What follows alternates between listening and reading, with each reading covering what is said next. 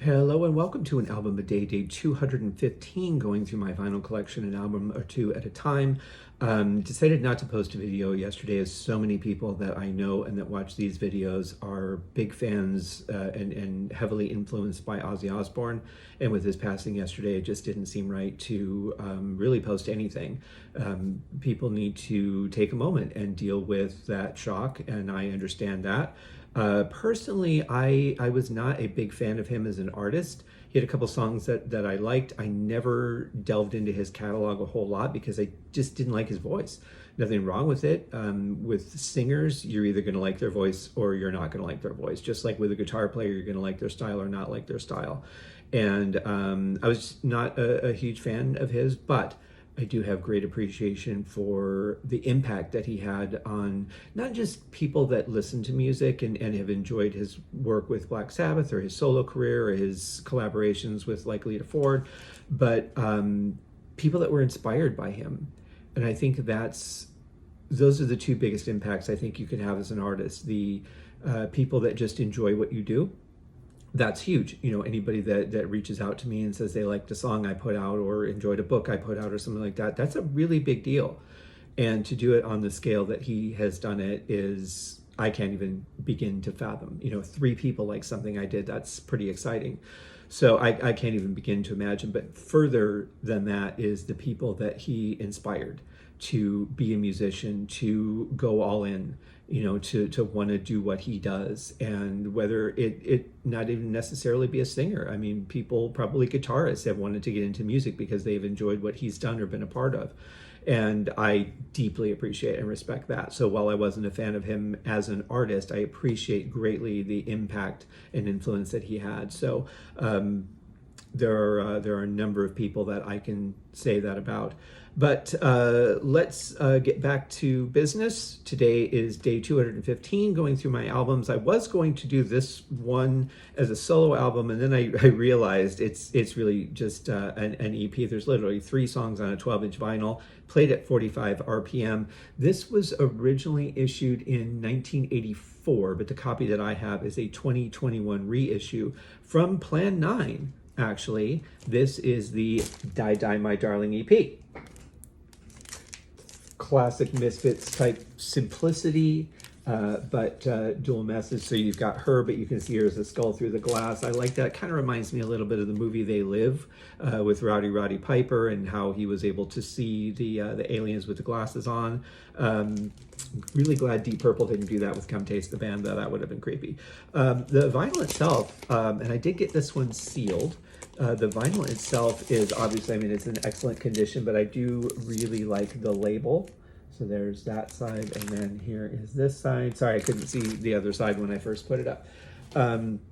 So that's really cool. And then on the back cover, we have this classic logo. I'm pretty sure I had a t-shirt with that logo on it at one point. So here's the funny thing, and I think I understand what they meant by doing this, but so side A is literally just Die Die My Darling. That's it. And again, remember, it's played at 45 speed. So what you're looking at on the 12 inch is not equivalent to what it would look like on a normal album. And then on the back, we get We Bite and Mommy Can I Go Out and Kill Tonight. And so they only list the 2 songs that are on side B on the back and the song that's on side 1 on the front. But it's confusing because you don't really get the side A, side B thing off of this. You have to actually look at the album and see what's on it. Great songs, all of them. Die Die My Darling, one of my favorites. When I first got the collection 1, the green one, that was the song that I was just like, oh my God, this is so much fun. And when Metallica redid it, I thought they did a pretty good job, but I was a little bit disappointed because they didn't have that extra feedback guitar sound. And I think that's what really makes the song for me too, is that one sound. And they omitted that. It's kind of like when Deep Purple redid And the Address and didn't put the cowbell in it, or that metal sound, whether it's a cowbell or not. I think it's still up for debate. But yeah, great stuff. Those are 3. And then Mommy Can I Go Out and Kill Tonight? Excellent song. And let's see here. Yep, just a generic sleeve, nothing special. Now, I don't know if this is still the same Plan 9 records that the original band had started, or if any of them still own a piece of it, or somebody else bought them out and is just producing records that they have the right to under the Plan 9 name. But it is a Plan 9 release, which is pretty cool. The original ones of these are damn near impossible to find and super expensive if you do. So I did say I was going to do a double today, and so this will complete my Misfits collection, my vinyl collection currently, and this would be collection 2. Crimson Ghost with this, I really like the color of this. It's not, I guess it's like a little bit darker than a sepia tone, but really cool. I like that. This is another one I got sealed, which is cool. The Crimson Ghost, as you can see. I think, I want to say this is 180 gram vinyl too. It feels like it. So this one originally came out, let's see, this is on Caroline Records. This originally came out in 1995. And I have a 2020 reissue copy. So there's the full cover, and then on the back they go green with the Crimson Ghost still. They have actually an action figure out of him now. But I do find it interesting that while Collection 1 was the first thing I got by them based on the 2 songs that Metallica did on the Garage Days Revisited EP, that's how I found out about the Misfits. I mean, I saw the shirts and stuff, but I didn't know who they were. And but this has some of the weaker songs to me on this collection, so I don't really listen to it a whole lot. I had all these songs when I had the CD box set that came in the coffin, which was very, very cool. So side 1, we get We Are 138, which is a great song. I love that one. It's about robots. I can't remember if the movie was called We Are 138 or what, but I mean, a lot of their songs were based on like 50s B horror movies and that. Then we get Attitude, which is okay. That was one that was introduced to me in the box set. Cough Cool, also introduced to me in the box set. There is a cool keyboard version of that, though. Last Caress was actually the first song I heard because Metallica did that on, that was the first one they did on Garage Days Revisited. It was Last Caress and Green Hell. And this version is much more bluesy than what Metallica did with it. Love Metallica's version, was rather surprised when I heard this one. We get Return of the Fly, which is about the Vincent Price movie. Children in Heat, okay. Probably the most commercial sounding song that they have. Rat Fink, I'm not usually a fan of bands spelling out words in their lyrics, but that's what we get on this one. It's, 50s punk music, I would say. Horror Hotel, pretty good. Halloween and Halloween 2. Those are great songs. Love those. Especially Halloween 2. That one's my favorite. Then we go over to side 2. We get Hate Breeders. Hate Breeders is an excellent track. One of their best. Brain Eaters, okay, it's one of those, group vocal songs. You see everybody sitting around the table demanding food.